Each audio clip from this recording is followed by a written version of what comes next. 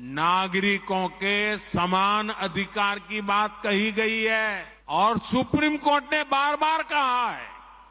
Supreme court डंडा मारती है, कह रही है कॉमन सिविल कोड लाओ। 3 तलाक का फंदा लटका कर कुछ लोग उन पर हमेशा अत्याचार करने की खुली छूट चाहते हैं। यही लोग 3 तलाक का समर्थन भी करते हैं और मैं जानता हूं कि इसलिए ही मेरी मुस्लिम बहनें, बेटियां, मैं जब भी जहां जाता हूं वो भाजपा के साथ खड़ी रहती है, मोदी के साथ खड़ी रहती है। हम भाजपा के लोग हैं, हमारे संस्कार अलग हैं, हमारे संकल्प बड़े हैं और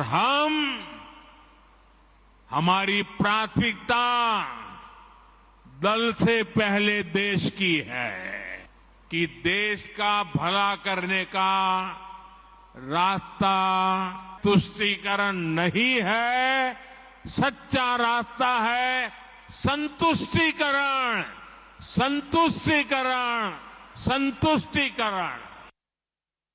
Now, like you just heard, the Prime Minister too said that even the Supreme Court has raked up the issue of UCC, even calling for the law to be implemented. So let's take you through what exactly the courts of this country have said. Let's get you different judgments in which context the issue of UCC has come up and what the courts have said.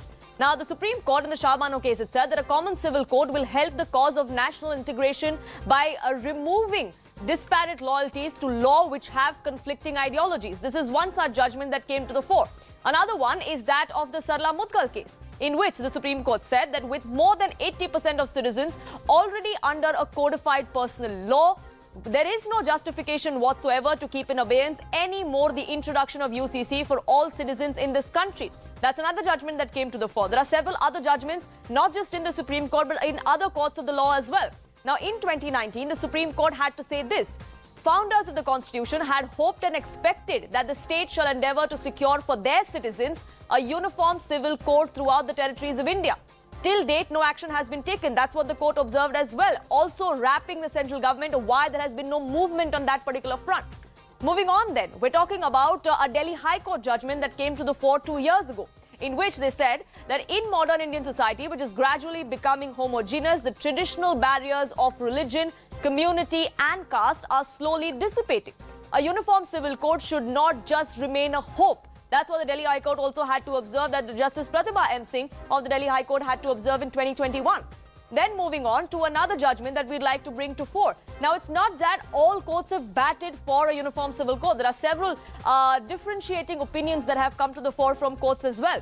As far as the Supreme Court in another case is concerned, they said that a uniform law, even though is highly desirable, enactment of such a law in one go perhaps would be counterproductive as far as the unity and integrity of this nation is concerned. So there's a word of caution that has come to the fore from the highest court of this country as well. So what exactly has been the government's stand on this? Now remember, the Law Ministry in July 2016 had asked the Law Commission panel to study the scope and the feasibility of implementing a law like this. Here's what Justice B.S. Chauhan-led panel had said in its report back then. Remember, this is a new law commission which has now sought for stakeholders to come to the fore and give their suggestions, objections to which the AIM-PLB has objected. But what did the previous law commission say? Let me take you through that. A uniform civil code is not needed right now, is what that panel had observed. UCC is neither necessary nor desirable at this stage. That was the word of caution that came in from that panel back then. Secularism cannot contradict plurality in India. That was the observation back in 2016. Cultural diversity cannot be compromised as well, which is why there is no need for a UCC, is what the Justice Chauhan Commission had said. Urge for uniformity cannot be a reason for threat to territorial integrity. Another word of caution, some very scathing words and observations coming to the fore from the law panel then. A unified nation didn't necessarily need to have uniformity. Just because we have uniformity does not mean we're unified and vice versa. That was another argument that was put forth by this particular commission. A difference doesn't always imply discrimination is also what the Law Commission back then had said. Now we have a new law commission which has set a deadline as far as taking in suggestions, contradictions, objections and all of that is concerned. All of it is open to every single person in the Democratic Republic of India. Every single person can file in those objections, suggestions to the Law Commission. AIMPLB was the latest one to file their objections to this particular proposal that came to the fore. Ananya, my colleague, now joining us, getting us more details as far as the legal hurdle for UCC is concerned. Now, the timeline that has been set by the central government, by the Law Commission, is something that the Supreme Court has also often spoken of, that why there is only platitudes coming in, timelines and deadlines that are set, but there really is no movement on that front. Well, definitely, Poonam, there is already a deadline that has been set by the Law Commission. The Law Commission has given out a 1 month's time for the people to actually give out their responses. Not only the general public, but also religious institutions have been asked, prominent ones for sure, have been asked, in fact, to give their responses. We saw how the AIMPLB had, in fact, in its response, 100-page responses, in fact, said that, this time should be extended to 6 months. What is also, another response that was filed by Ashwini Upadhyay was in the earlier days, in fact, a day or two after, the Law Commission had actually sought responses. They had suggested that, a uniform civil code is something that is a necessity. And remember, Ashwini Kumar Upadhyay is somebody who is very key to this topic because he had been filing petitions on uniform civil code across the board, whether it's the High Court or the Supreme Court. And he has a profound knowledge on it. And he had suggested that, there should be a uniform civil code that would be, in fact, equal law for each and everybody, irrespective of religion, irrespective of any kind of a caste, creed or a strata. But at the same point of time, what are the legal hurdles now? Now what would be happening is that the Law Commission, after receiving all of these responses, would be studying this topic, would also be going into the various case laws across the country that has been there with regards to this, and also very, very importantly, Article 44, where the whole Uniform Civil Code find its genesis in the Constitution of India, and where the constitution makers had in fact bestowed their hope that there would be such a law in the coming times in the country. So definitely the Law Commission would be going into it, and then when the report of the Law Commission is prepared, it will be tabled before in fact the Parliament by the Ministry of Law and Justice, because remember, it was the Ministry of Law and Justice itself which had recommended the Law Commission to actually study this issue. Yeah. And then a debate on this would be happening in the Parliament. Those supporting UCC can use this report to if the report is in their favor, they can use it to in fact show that how a uniform civil code is necessary, while the other side would be arguing if the situation is vice versa, then the other side would be arguing this, and the the parties that are supporting a uniform civil code in the country would be arguing per se. Yes. So definitely the ball game ends at in fact the Parliament, whether it's the winter session or the monsoon session when this report is tabled, is something that is a matter of time. We'll get to know when the Law Commission actually concludes its study on this particular issue. It's an entire exercise that is being held as far as taking all stakeholders on board is concerned. So let's take a look at what these stakeholders have to say. Like Ananya was pointing out, AIMPLB is one of those stakeholders. But there are many others that are also wanting to have a say, as they should in a democracy. The opposition being one particular aspect of it. Let's take a look at what opposition parties have so far said. The opposition says, and the AIMIM, led by Assaduddin Owaisi, has said that you cannot implement a uniform civil code in a pluralistic country like India. That is why we should not push for UCC, is what Assaduddin Owaisi has been saying. The Congress says that it's not for the betterment of people. It's just to plank for elections for the BJP, and that is why people of this country must not fall prey to that particular narrative of the BJP, is the caution that the Congress sends out.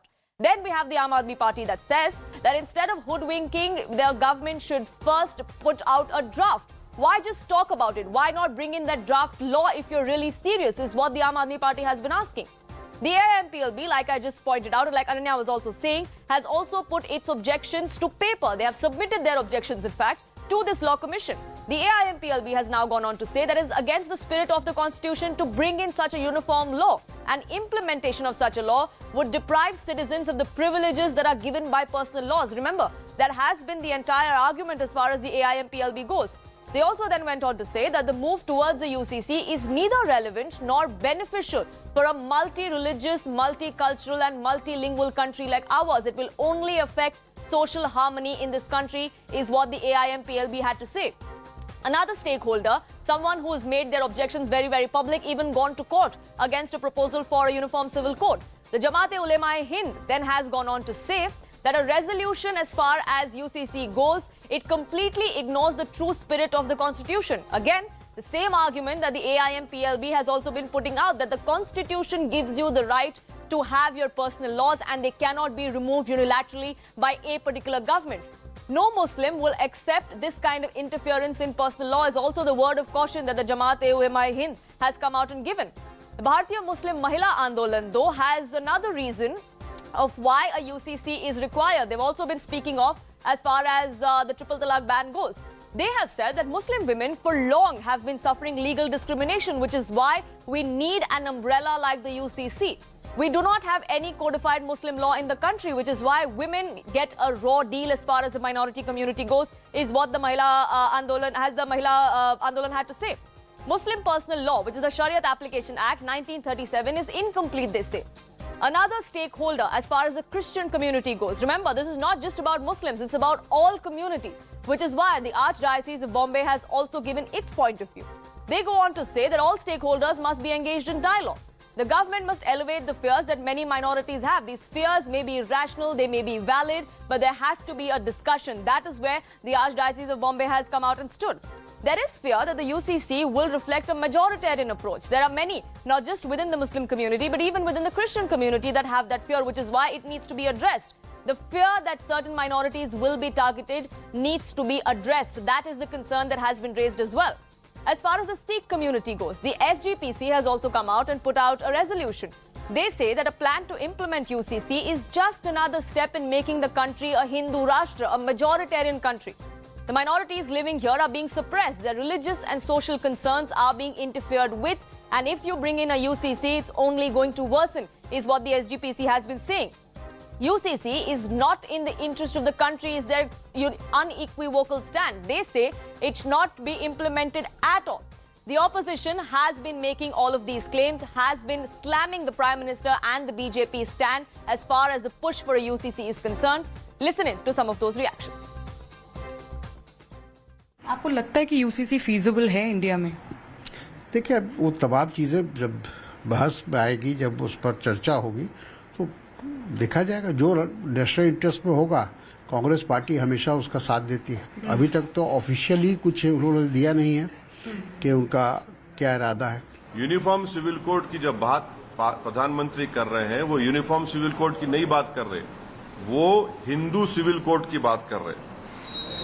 पूरे जो Islamic references है practices के, उसको वो illegal treat करेंगे और पूरे Hindu practices को प्रधानमंत्री अंडर द लॉ प्रोटेक्ट कर लेंगे। देश के प्रधानमंत्री जी से आज बेरोजगारी और महंगाई पे सवाल पूछा जा रहा है, तो वो यूसीसी पे जवाब दे रहे हैं। देश की जनता जब पूछ रही कि बेटी बचाओ बेटी पढ़ाओ वाले लोग आज कहां खड़े हैं, तो देश के प्रधानमंत्री जी यूसीसी पे जवाब दे रहे हैं। Now, Prime Minister Modi has addressed the issue. He's also spoken of Pasmanda Muslims. And I want to get in our colleagues who are joining us on this broadcast before I actually get you that soundbite that came to the fore from the Prime Minister.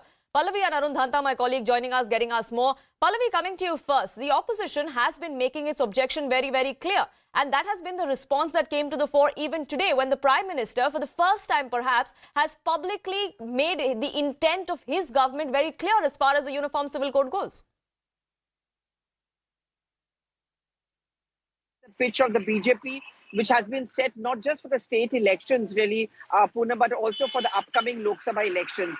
And if in 2014 the fight was against corruption, over here the fight is also going to be not just corruption issue, but also how you have one simple law which is going to benefit all the people of the country. Sabka Saath, Sabka Vikas. And taking that cue which he gave in America at that press meet, the point he's made very clearly in Madhya Pradesh was that we are not going to indulge in appeasement or vote back politics. Clearly, his dig was very much at political parties like, say, the SP, the TMC and the Congress party. What he actually was trying to say was that our party is one which have decided that we are not going to be appeasing anyone.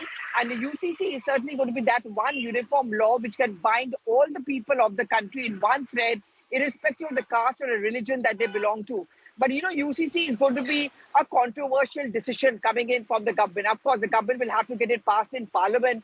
And in terms of the sheer numbers that it has, it's not much of a problem. The matter is now pending with Law Commission, which is getting suggestions from all the stakeholders. But, the point which the BJP is clearly want to make, it's all about perception. It's all about posturing, that we are all in it together. We need to have a one law. And even triple talaq, which had met with a lot of resistance initially, did help the BJP in part of UP, where at least a Muslim woman ended up voting for the BJP. Right, and that's something that the BJP has been speaking of as far as the triple talaq ban goes, that it was something that women from the community wanted. It was only the self-proclaimed torchbearers of the community that had an issue, and that was all about empowerment of Muslim women. Arun Danta, do stay on with me, because I also want our viewers to listen in to what the Prime Minister had to say about one particular community within the Muslim community, one particular section within the Muslim community as well. He addressed the struggles that were faced by the Pasmanda Muslim community. He highlighted the hardships that were endured by them, and the Prime Minister emphasized that their lives have been made difficult due to vote bank politics. They're being treated as untouchables, is what the Prime Minister had to say. Listen in. जो हमारे पसमंदा मुसलमान भाई बहन है,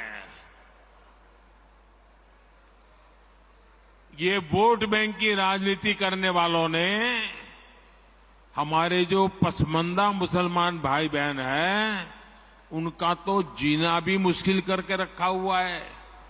वो तो तबाह हो गए, उनको कोई फायदा नहीं मिला है। वे कष्ट में गुजारा करते हैं। जो पसमंदा मुसलमान है, उन्हें आज भी बराबरी का हक नहीं मिलता। उन्हें नीचा और अछूत समझा जाता है। इसी समाज में मैं मुसलमान समाज की बात कर रहा हूं। मुसलमान भाइयों में जो हमारे पसमंदा भाई बहन हैं, जो पिछड़े हुए हैं, मैं उनकी बात करता हूं। पसमंदा मुसलमान मोची होते हैं, भिस्ती होते हैं, जोगी होते हैं, लाल बेंगी होते हैं, भटियारा होते हैं। ये सब इतने पिछड़े रहे हैं, इनके साथ इतना भेदभाव हुआ है। भाइयों बहनों, इस भेदभाव का नुकसान उनकी कई पीढ़ियों को भुगतना पड़ा। Arun, my colleague, also joining us on this broadcast. And Arun, the Pasmanda Muslims community is something that the Prime Minister and the BJP have spoken of, not just in the recent past, but perhaps ever since they've come to power. They've also made several outreach attempts as far as this particular community goes. Several meetings that have been held, several candidates that have been fielded from this particular community, especially as far as Uttar Pradesh goes as well, if I'm not mistaken.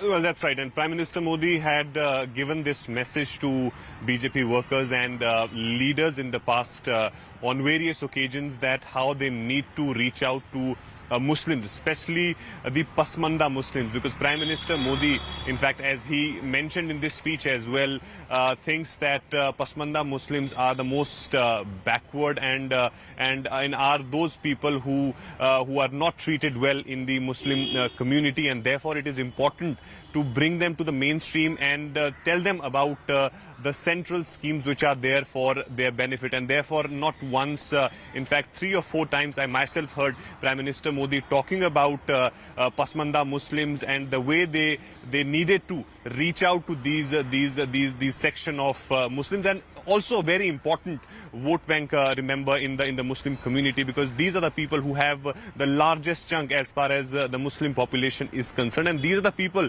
who actually come out and cast their votes. And therefore, Prime Minister Modi thinks that this is a new catchment area which they can actually target, and also to send out a message that this government is for everyone. We are not staying away from any religion or anything. For us, what is important is the growth of the country, and therefore to take everyone along. And therefore, Prime Minister Modi's message has been clear from this Bhopal address as well, because remember that today's address of Prime Minister Modi was heard in around 10 lakh booths. Yes. And you can imagine the number of people who have heard Prime Minister Modi, and also importantly those 3,000 people who were present there in Bhopal, who would now be going out to those poll-bound states with the message of Prime Minister Modi, will be spending almost a week there in those states. So Prime Minister Modi has set the agenda for the BJP and their karyakartas, the ground workers, that how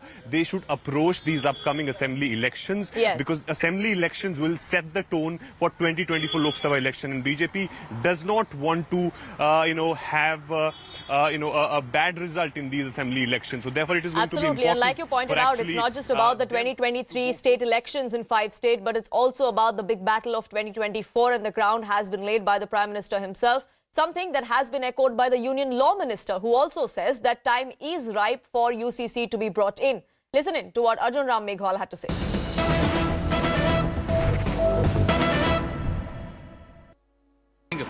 sir एक bite दे दीजिए sir. आप लोग sir, ये विपक्ष ने हमला किया, विपक्ष ने लगातार बोला है कि आपकी जो पार्टी है और आपकी जो सरकार है वो वेंडेटा पे काम कर रही है। कौन वेंडेटा पे काम कर रही है? वो कह रहे हैं कि ऐसी कोई प्रोविजन नहीं। बदले की भावना से 9 साल पूरे हो गए, बदले की भावना से नरेंद्र मोदी जी ने कोई काम नहीं किया जी। सबका साथ, सबका विकास। ओवैसी कह रहे हैं कि आपके प्रधानमंत्री को संविधान का ध्यान रख के सारा काम करना चाहिए, यूसीसी लाने की क्या जरूरत है?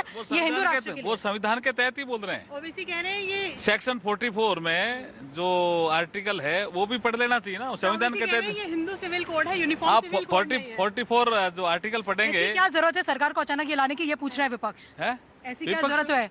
वो कह रहा है आपके पास मुद्दे नहीं है 24 में, इसलिए आप ये सब लेके आए। देखिए, लॉ कमीशन की रिपोर्ट आने दीजिए, फिर हम सब बताएंगे। सर वो कह रहे हैं हिंदू सिविल कोड है। Well, that was Mr. Arjun Meghwal speaking exclusively to CNN News 18 on the UCC code with video journalist Rajesh Bharadwaj, Payal Mehta in Delhi for CNN News 18. That was the exclusive reaction coming to the fore from the Union Law Minister. Let's also take a look at what the Law Commission has to say. Remember, the Law Commission has been asking for suggestions and objections from all stakeholders within the country. The Chief of the Law Commission has now defended the recommendation to retain law on sedition. So that's another focal point as far as the Law Commission goes. He says that it must be to safeguard the unity and integrity of India. That is as far as the sedition law goes. Remember, there has been a big debate as far as the sedition law goes. The opposition has been saying that it is something that should be done away with. It's draconian, is what the opposition has time and again said. But now the Law Commission chief going on to back the recommendations that it has made, that the sedition law should not be removed. In fact, some of its provisions should even be strengthened as far as jail time goes. Ananya, my colleague, getting us more details. Ananya, the time when the Law Commission had come out and made these recommendations, we had the Law Minister come out and say that these are just recommendations, it's not binding, which is why we've now seen the Law Commission chief come out and once again reiterate why they feel the need for the sedition law to be in place. Well, definitely, Poonam, the Law Commission has retaliated, and in fact, it's the Chief of the Law Commission, Justice Ritara Avasthi, the former Chief Justice of Karnataka High Court, now the Law Commission Chairman, clearly saying that, sedition law is something that is required. This is a necessity at this point of time. In fact, not only this, in order to support his arguments, in order to support, in fact, the report that has been given out by the Law Commission, the 22nd Law Commission of India, he has said that, we're seeing the situation in fact, the northeastern states, seeing the situation in Kashmir. Sedition law is a necessity. Though basic safeguards have been put in, there are maximum safeguards that have been put in this particular case, and we have seen how, in fact, the new Law Commission report actually gives out various safeguards with regards to the sedition law not being misused. And to prevent such a misuse, there are certain safeguards that have been given out by the Law Commission. He says that this is one of the perfect laws that should be staying in, and it is very, very necessary. Remember that the sedition law had been under the, in fact, controversy, and in fact, it was said that this law is generally misused. But at the same point of time, the central government had last year, in fact in 2021, in fact, had said that, the sedition law is a colonial law and it is reviewing it. But now with the Law Commission coming in and clearly saying that, this is a law that is persisting and that should remain, how does it play up? How would be the ball game when it comes to the parliament is something that we'll have to wait and watch what the government stand will be, what the kind of politics will this trigger. That's something that we will have to wait and watch out for. The monsoon session of parliament is not far away. We'll keep an eye out on that. But for the moment, Ananya, thank you so much for getting us the latest. It's time for a quick break on this edition of Nation at 5. Back in just a few minutes. Do stay tuned.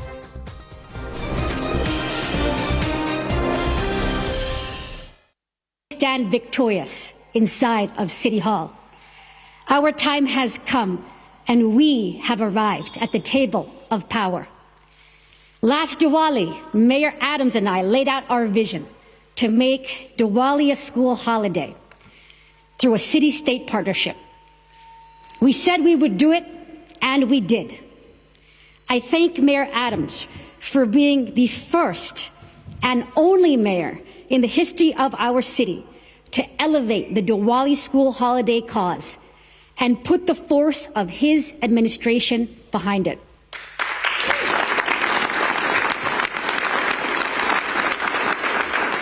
Last Diwali, the mayor and I announced our city and state partnership to create this Diwali school holiday, and we saw it all the way through to victory today.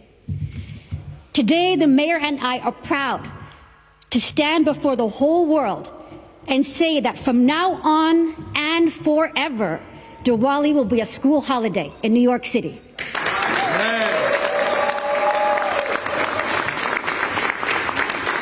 Ladies and gentlemen, it is to be enshrined in law. Diwali at last will be a holiday in our great city. So today we say to over 600,000 Hindu, Sikh, Buddhist, and Jain Americans across New York City, we see you. Today we say to families from India, Guyana, Trinidad, Nepal, and Bangladesh, we recognize you. Families just like mine. My family is like every South Asian family standing behind me today. My parents came to this country from India with just $300 and a suitcase. My mom was born in a mud hut. Today I stand before you as the first Indian American woman ever elected to a New York State office.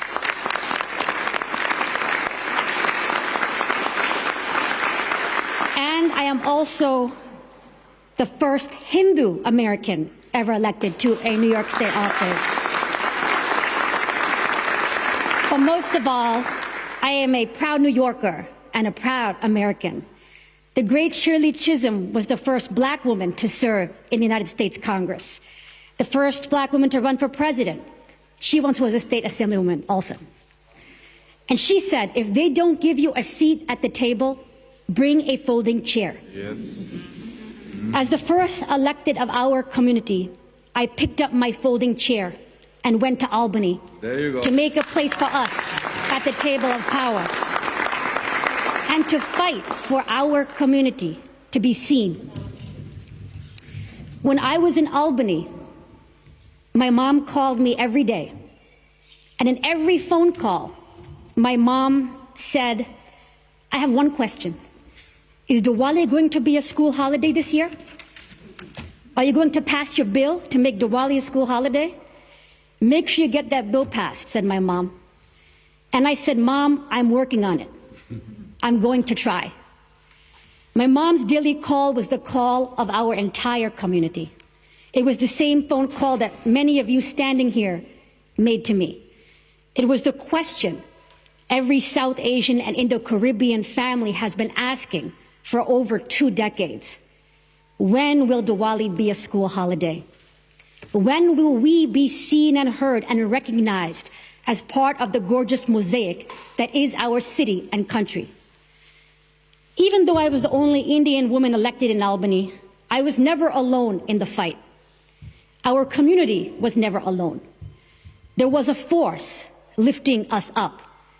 There was a force that said, I hear you. I will elevate you. I won't let you fail. That force was New York City Mayor Eric Adams.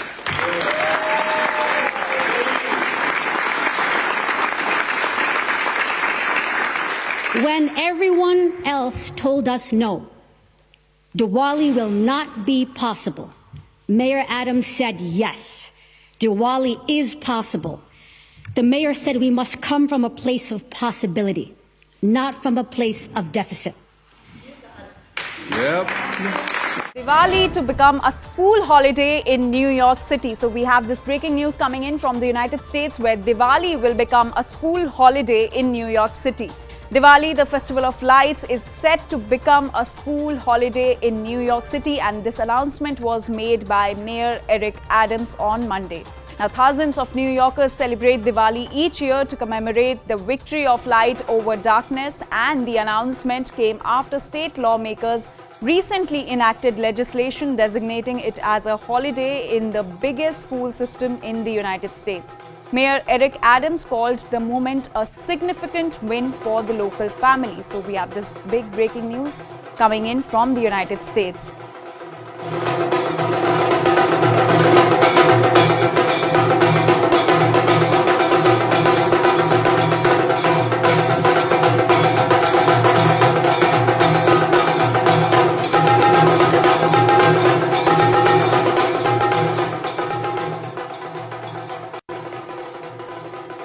CNN News 18's Abhishek Jha is joining us on this story. Abhishek, a very good morning to you. Big breaking news coming in from New York City, where Diwali has now been declared as a school holiday. Of course, Anjali, and with this, Diwali, which is one of the very important Hindu festival, becoming now a holiday in New York, one can also relate how Prime Minister Modi and why Prime Minister Modi was given such a warm and huge reception when he was in USA recently. This holiday was declared after the lawmakers in New York reintroduced and passed this bill. This bill was passed unanimously, so there was no opposition to the kind of support, the kind of accommodation this Hindu community has been getting in USA. About 600,000 Hindus, Sikhs, Jains who celebrate Diwali will be now able to have a holiday on the occasion of Diwali. Not only people from India, but people from Guyana, Trinidad, Nepal and Bangladesh, all who follow Hindu faith and who practice Hindu, have been demanding for this Diwali to become Diwali to be recognized as a holiday, and New York has become one of the first major cities in USA to declare it a public holiday.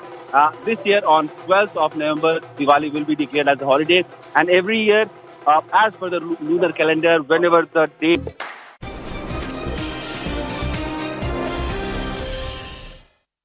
Welcome back. You're watching CNN News 18. This is Nation at 5, and we're getting news coming in from our neighborhood, which is Pakistan, which seems to be the flag bearer of persecution of minorities. Intel sources are now telling CNN News 18 that 2 Hindu girls have been allegedly kidnapped in the Sindh province from their residence. Both victims, whose sisters, were kidnapped at gunpoint. They were forced to convert to Islam.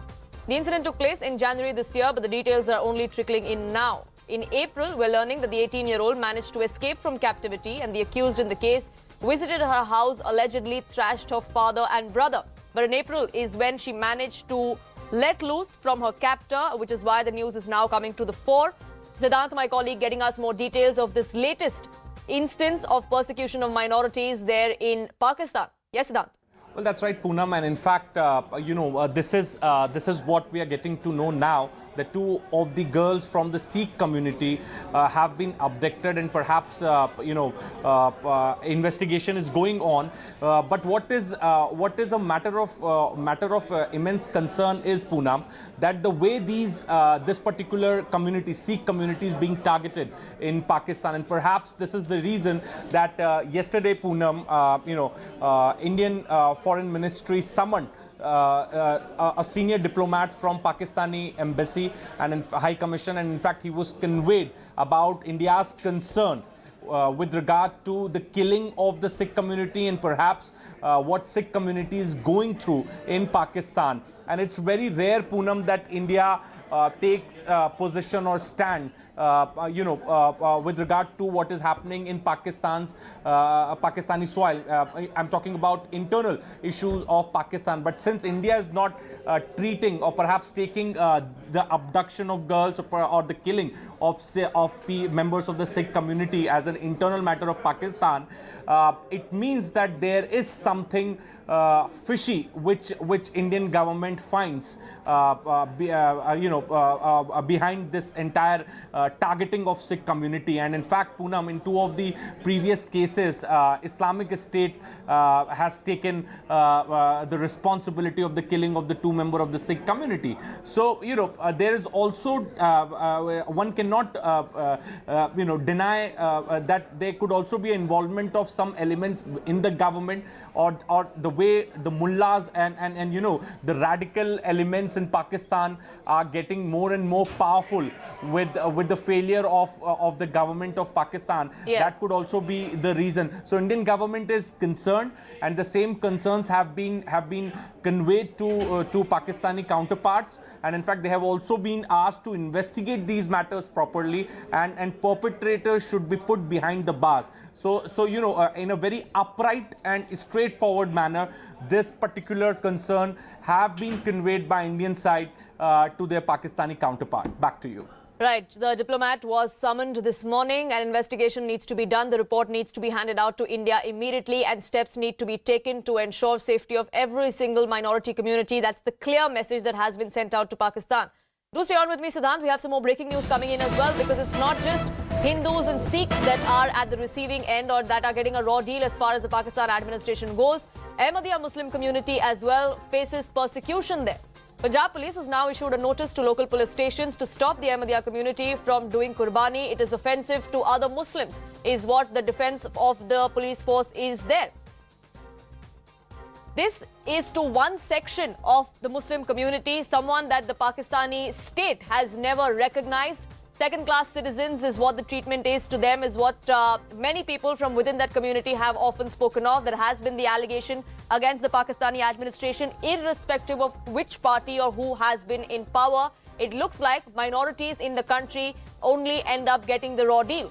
Major General A.K. Sivas, defense expert, joining us on this broadcast. Strategic and political analyst from Pakistan, Kamar Chima, also joining us on this broadcast. Kamar Chima, I'd like to begin by asking you, for a country that often preaches to India about how we should look at minorities in our country, don't you think you should look within first? Well, it is not just Pakistan. Even President Obama, the entire White House preaching you to respect your minorities. So we didn't ask former President Obama to give a lecture to India on minorities. So Rajnath Singh just replied him yesterday. I'm not asking you about what Mr. Obama said, Kamar Chima. I asked you about what Pakistan has been saying. No, I'm not saying it's not just Pakistan. We have other voices who joined Pakistan. Sure. So you should also listen to those voices. There are also other voices that talk to you about the persecution of minorities in your country. Why don't you listen to those voices first? Yeah, that's a very interesting question. The question is that as the international communities and the White House is talking about the way the journalists are being treated, minorities are being treated, India started speaking about Pakistan. So what is it that you have started speaking about Pakistan when White House and international community is talking about India? So you are just trying to give it to other color. You are trying to portray as if, oh, look, the situation in India is fine. It is Pakistan. But let me tell you, as India's stature is rising, as the world wants to see India as a responsible state. So behave like a responsible state where your people and everything is going fine. In Pakistan, yes, we have issues. All those people, if minorities are not being treated well, they should be treated well. Those who are persecuting, or if they're killing some minorities, they should be brought to justice. But the bigger question is India going to answer to President Obama? And that's India's business, sir. That's India's business. That's a bigger question. Sure, that's India's business. But we're asking about what's happening in Pakistan, not because we're fabricating what's happening there. There are 4 attacks in the last 3 months. Yeah. Forcible conversion happens there. Those reports are coming out. In India, or anyone from India is not fabricating those news informations or news articles, are we? Well, when it comes to Pakistan, this is Pakistan's job to protect every citizen. But the question is that even the Muslims in India are being asked that you cannot slaughter the animals on this Eid, otherwise you will see a bad day. So the question is that in Pakistan, the Sikhs, the Hindus, the Christians, everybody is treated by law, and if some is they're not. That's the problem, Kamar Chima. Major General Sivas, that's the problem. It is the duty of the Pakistani state to protect every single citizen. But there seems to be no law that protects every single citizen or sees them as equal citizens at all to begin with. There seems to be no political will at all. Absolutely correct. See, when Pakistan got independent in 1947, there were 18% minority, which was Hindu, Muslim, and Hindu, Sikhs, and Parsis and Jain. As on today, they have shrunk to 2%. Where are these minority gone? Either they have been killed, or they have run away, or they have been converted. The track record of Pakistan is very poor. And as far as Ahmadiyyas are concerned, these were the people who were on the forefront. They wanted a separate homeland for Muslims. See what happened when they came to Pakistan. First, they were now declared as non-Muslim. They cannot even follow the rituals of the Muslims because otherwise it is considered as a punishment. So the point is, as far as Pakistan is concerned, every day you are finding Hindus and Sikhs girls are being forced to convert. They are raped, and majority of the people who are Hindus and Sikhs are running away from Pakistan. It is the duty of Pakistan government to take action against them. Imagine in Nankana Sahib, not long time back, the Granth's daughter was also being raped and then converted to Muslim. So my point is, as far as Pakistan is concerned, the track record is very poor. And remember today in the department, State Department, they have told that Pakistan to also close all the training camps and also the launch pad of Lashkar-e-Toba and Jaish-e-Mohammed. It is the terrorism, it is the ISI which is taking care of that. As far as minorities are concerned, there is no place for them in Pakistan. They are being now butchered, they are converted, and they have no choice but to run away. In case they want to survive, they have to convert. This is the really the ground truth as far as Pakistan is concerned. And Major General Sivaj, there is no political will. Well, we know that. We've seen the kind of track record, the history that we've seen in Pakistan. But what stops the international community from taking this up? We've heard, like Kamar Chima was also pointing out, we've heard India being preached as well. So why not action being taken by these human rights commission that preach every other country? Pakistan seems to be lying low on the radar as far as the international community goes as well. And that's the most unfortunate bit, isn't it? Maybe, but now the time has come. See, every country has its strategic interest. Because the USA wanted some strategic interest, since the Pakistan always made use of their geographical location very close to Afghanistan, and they were operating there. So by and large, no comment was passed even by the US State Department. But this is no more there. Now, as far as America is concerned, they have come out from Afghanistan. They are moving from West Asia to Indo-Pacific. Today, there will be a tremendous pressure by the US on Pakistan on their human rights track record, and also that they are supporting the terrorism. Remember that today on the State Department closed all the training camps of Lashkar-e-Toba, Jaish-e-Mohammed, and also declared them that these are all unlawful activity. But unfortunately, so far Pakistan not doing. But remember, Pakistan is a victim of their own medicine. They created this terrorism. In 2013, when Hillary Clinton came to Pakistan, she said that if you have snakes in your courtyard and you think that it will only bite your neighbor, one day they will bite you. Today, the time has come when Tehreek-e-Taliban Pakistan, which was created by Pakistan, is biting them. So today, when Pakistan say they are victim of terrorism, who created them in first place? So Pakistan is a hub center of international terrorism. It is not Lashkar-e-Toba, Jaish-e-Mohammed, or Tehreek-e-Taliban Pakistan. It is Al-Qaeda, Islamic State Khorasan, which is growing and becoming stronger day by day. They differentiate between good and bad terrorists. They call those terrorists who are operating against India, like LAT and Jaish-e-Mohammed, as a good terrorist, because they are strategic assets for Pakistan. But those who are operating against them, like Tehreek-e-Taliban Pakistan, they are bad terrorists. Until and unless they stop differentiating between good and bad terrorists, they cannot fight against terrorism. That is a ground reality. Sure. But time has come. And we've seen the kind of instability that Pakistan has seen as far as the economy goes, as far as the political situation goes. Elections are long overdue in that country. We don't know when that's going to happen, Kamar Chima. Can we expect things to get any better for the minorities in the country? Well, let me tell you, since General has retired since long, his knowledge is outdated. But as far as the situation in Pakistan is concerned, let me tell you, it's a perfect situation.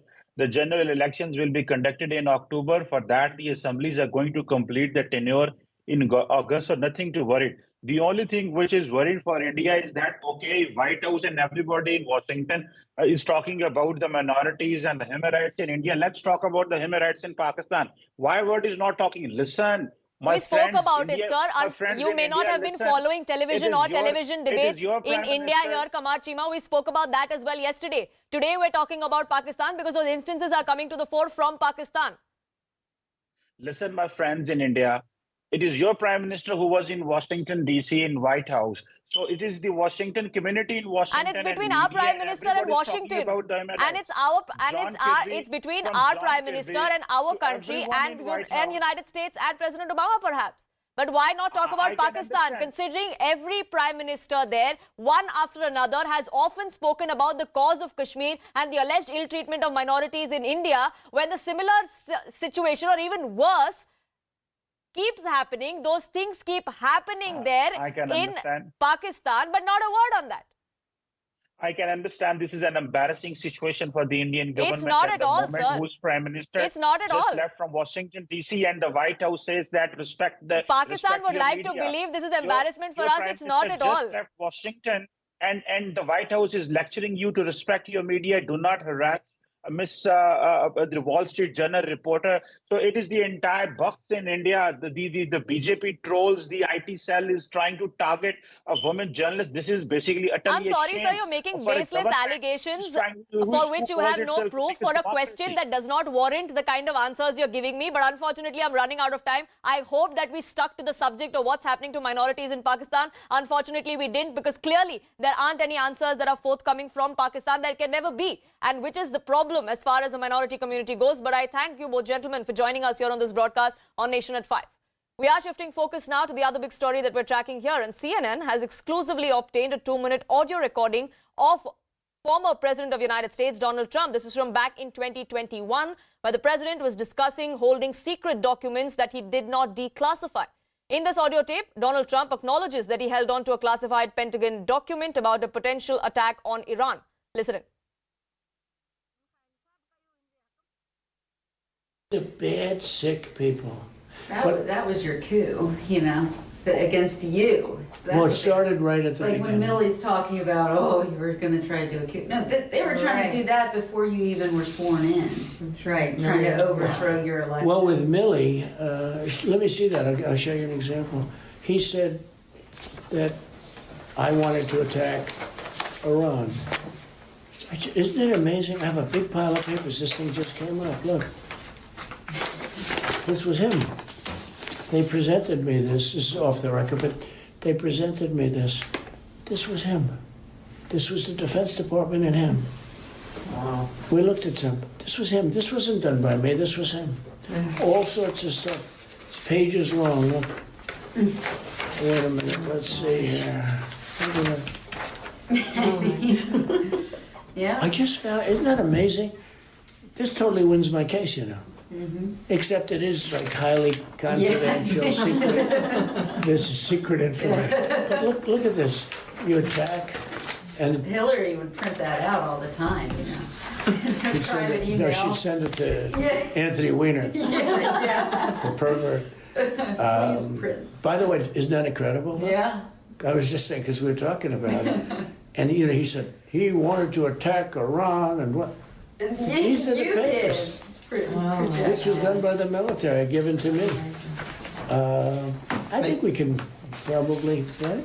I don't know. We'll have to see. Yeah, we'll have to try to figure out a See, as president, I could have declassified it. Now I can't, you know, but this is classified. Now we have a problem. Isn't that interesting? Yeah. It's so cool. I mean, it's so, here and I have, and you probably almost didn't believe me, but now you believe me. No, I believe It's incredible, right? No, hey, bring some Cokes in, please. That's all that we had the time for in this edition of Nation at 5. Thank you so much for tuning in. Griha joins you next with Viewpoint.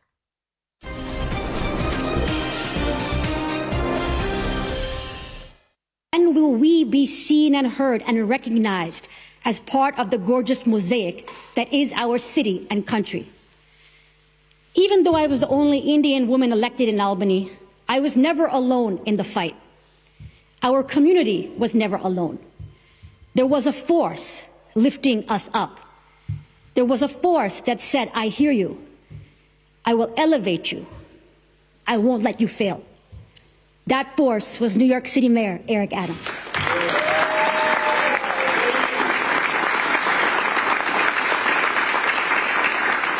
When everyone else told us no, Diwali will not be possible, Mayor Adams said yes, Diwali is possible.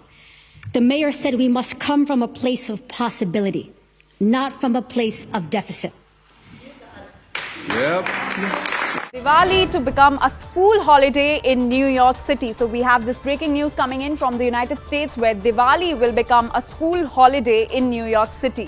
Diwali, the festival of lights, is set to become a school holiday in New York City, and this announcement was made by Mayor Eric Adams on Monday. Now, thousands of New Yorkers celebrate Diwali each year to commemorate the victory of light over darkness, and the announcement came after state lawmakers recently enacted legislation designating it as a holiday in the biggest school system in the United States. Mayor Eric Adams called the movement a significant win for the local families. So we have this big breaking news coming in from the United States.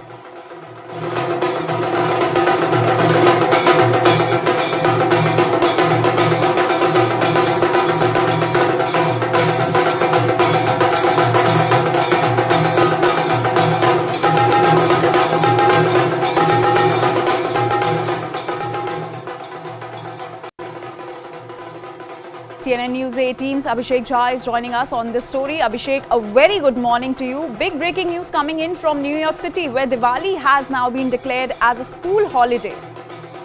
Of course, Anjali, and with this, Diwali, which is one of the very important Hindu festival, becoming now a holiday in New York, one can also relate how Prime Minister Modi and why Prime Minister Modi was given such a warm and huge reception when he was in USA recently. This holiday was declared after the lawmakers in New York reintroduced and passed this bill. This bill was passed unanimously, so there was no opposition to the. That is the kind of support, the kind of accommodation this Hindu community has been getting in USA. About 600,000 Hindus, Sikhs, Jains who celebrate Diwali will be now able to have a holiday on the occasion of Diwali. Not only people from India, but people from Guyana, Trinidad, Nepal and Bangladesh, all who follow Hindu faith and who practice Hindu, have been demanding for this Diwali to become Diwali to be recognized as a holiday, and New York has become one of the first major cities in USA to declare it a public holiday. This year on 12th of November, Diwali will be declared as a holiday, and every year, as per the lunar calendar, whenever the date of the festival falls, that day will be particularly announced as a public holiday in the schools of New York. Abhishek, now that New York City has announced Diwali as a school holiday, can we expect this to happen in other parts of the United States as well? Of course, and not necessarily that entire USA will be celebrating it, because there are certain pockets where not a significant population of Indians are there. But yes, we have in the past also seen Diwali being recognized in US House, being celebrated in US House. President Donald Trump had also participated in such occasions. We have frequently seen US lawmakers and senators visiting Diwali, festival of Diwali, that festival of Indian communities, wherever they get a chance. So, in a way, the recognition of Indian community, the recognition of Indian diaspora in USA, that was long overdue, is now coming to the fore. We have seen how Prime Minister Modi was welcomed, and there was again a bipartisan support there in the Congress when Prime Minister Modi was addressing. So that tells that irrespective of the policy, which side of the politics in USA you are, there is an overall support for the Indian community and their presence, their contribution to society, and recognizing Diwali as public holiday is just another sign of that. All right, Abhishek, please stay with us. Now we are showing you the visuals right after the announcement was made in New York City.